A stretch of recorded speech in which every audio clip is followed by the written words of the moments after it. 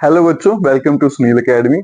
और आज का जो हमारा टॉपिक रहेगा वो चैप्टर 2 का वो टॉपिक रहेगा जो एग्जाम में बार बार पूछा जा रहा है, जिसमें से एक या दो क्वेश्चन पूछे जा रहे हैं, चाहे 1 मार्क्स में हो या फिर 2 मार्क्स में हो। और वो जो टॉपिक है वो क्या है? डोमेन। डोमेन से जो आपका एग्जामिनर है बार बार क्वेश्चन जो है पूछा जा रहा है। हर बार ये क्वेश्चन जो है डोमेन वाले रिपीट हो रहे हैं। और मोस्टली जो डोमेन पे क्वेश्चन है वो साइन इनवर्स के डोमेन पे क्वेश्चन पूछे जा रहे हैं। तो तकरीबन इस पे 4 या 5 तरह के क्वेश्चन बनते हैं। तो आज वो सारे के सारे हम यहाँ पे क्या करेंगे, कंप्लीट करेंगे और आपका 1 मार्क्स या फिर 2 मार्क्स जो है वो फाइनल कर देंगे बोर्ड एग्जाम के लिए।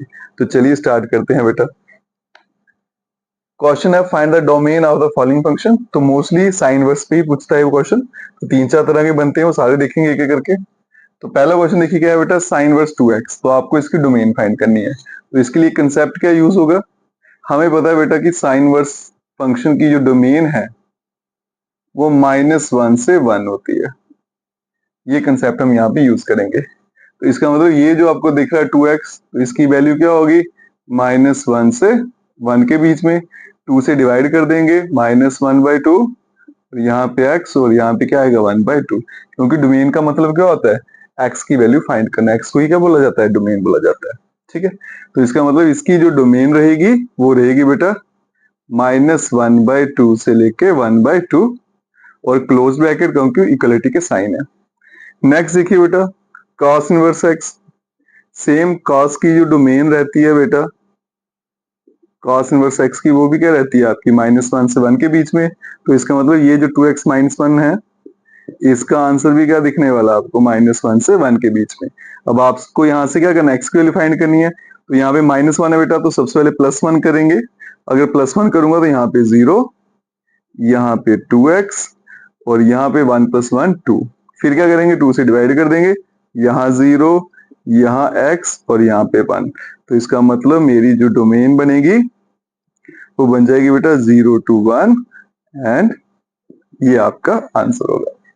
नेक्स्ट देखिएगा बेटा, फिर से साइन वर्स है। तो इसका मतलब ये जो फंक्शन है इसकी जो वैल्यू आएगी बेटा वो आने वाली है -1 से 1 के बीच में। लेकिन यहाँ पे एक चीज जो सीखने को मिलती है, ये जो टर्म दे रखी है बेटा वो रूट के अंदर है। और हमें पता है कि रूट के अंदर जो भी इक्वेशन होती है या जो भी वेरिएबल होता है उसकी वैल्यू माइनस में कभी नहीं जा सकती। तो इसका मतलब यहाँ से माइनस हटाना पड़ेगा। उसकी मिनिमम वैल्यू कितनी होती है? 0। तो इसका मतलब इसका आंसर 0 से 1 के बीच में होगा। पहले रूट हटाएंगे बेटा, कैसे? Squaring both side. तो 0 का स्केयर 0 रहेगा, यहाँ x - 1, 1 का स्केयर 1। फिर 1 प्लस कर देंगे सभी में, यहाँ 1 हो जाएगा, यहाँ x और यहाँ पे क्या हो जाएगा? 2। तो इसका मतलब इसकी जो डोमेन बनेगी 1 to 2 एंड क्लोज ब्रैकेट, क्योंकि इक्वलिटी का साइन है। नेक्स्ट क्वेश्चन जो है बड़ा इंपॉर्टेंट है और ये एग्जाम में आ भी चुका है। देखिएगा बेटा कैसे करना है। साइन वर्स है तो इसका मतलब ये जो x² - 4 है इसकी वैल्यू -1 से 1 के बीच में रहेगी। तो -4 है बेटा, तो +4 कर देंगे सभी में। तो यहाँ पे -1 + 4 यहाँ पे कैंसिल हो जाएगा और यहाँ पे 1 + 4 ये बन जाएगा 3। यहाँ पे x² और यहाँ पे बन गया 5। इसको मैं ब्रेक करके लिखूं तो क्या बनेगा? x² > 3 और x² > 5। स्क्वायर का भेजेंगे तो क्या बनेगा बेटा? रूट। ठीक है। और यहाँ बनेगा √5। और स्केयर है तो इसका मतलब क्या आएगा? Plus minus. या तो प्लस माइनस लिख लीजिए या फिर मॉड लिख लीजिए, एक ही बात है। तो मैं यहाँ पे मॉड x लिख दूंगा। उसका मतलब यही है कि इसकी दो वैल्यूज हैं, एक प्लस में और एक माइनस में। अब नंबर लाइन बनाएंगे। ये आपकी नंबर लाइन आ गई। पॉइंट प्लॉट करते हैं बेटा। कौन कौन से पॉइंट थे? -√5, -√3, फिर आ गया √3 और फिर आ गया √5। ठीक है। पहले इसको सॉल्व करते हैं। यहाँ देखिए बेटा, ये कहता है कि मॉड x की वैल्यू √3 के बराबर या √3 से बड़ी। ठीक है। अगर मैं इसकी बात करूं, ठीक है, ये प्लस का √3 है तो यहाँ पे √3 लिखूंगा, प्लस का तो आंसर क्या आएगा? √3। तो मतलब ये वाला नंबर और इसके आगे वाले नंबर वो सारे क्या आंसर देंगे आपको? >= √3। तो मतलब ये वाला हिस्सा डोमेन का होने वाला है। इसको मैं ऐसे ड्रॉ कर लेता हूँ। ठीक है जी। फिर इस पॉइंट की बात करें। ठीक है।